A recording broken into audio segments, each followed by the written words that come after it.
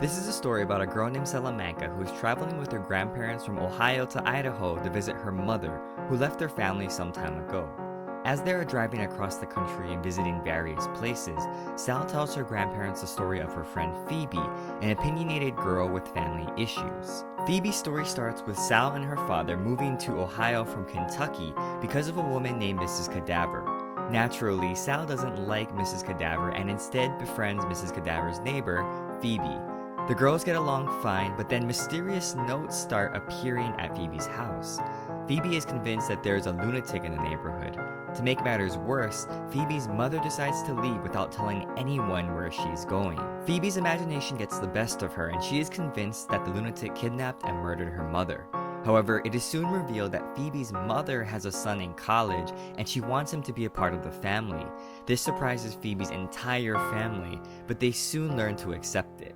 As Sal and her grandparents are nearing Idaho, Sal's grandmother suffers a stroke and is taken to the hospital. Sal's grandfather gives Sal the keys and she drives alone to find her mother. The road is windy, but Sal bravely makes it through the night. She then spots the remnants of an overturned bus on the side of the road. She investigates it, but the sheriffs catch her. She learns that the accident had one surviving passenger, Mrs. Cadaver, who had sat next to Sal's mother on the bus ride. After learning Sal's identity, the sheriffs take her to her mother's grave. Saddened, Sal returns to the hospital to find that her grandmother has passed away. In the end, Sal and her father return to Kentucky to live on their farm. First, this is a story about layers. It's a story within a story within a story. The initial story is about Sal and her grandparents, but it's also a story about Phoebe and her family back in Ohio. And when the grandmother passes away at the end, readers understand that there is also a hidden story about the grandparents traveling across the country. For a children's book, this story is also culturally rich, pulling references from Native American culture and Greek mythology. There are several references to Pandora and Prometheus, and even Euclid, the city in Ohio, alludes to Greek mythology. But from this myth talk comes an interesting idea from Sal.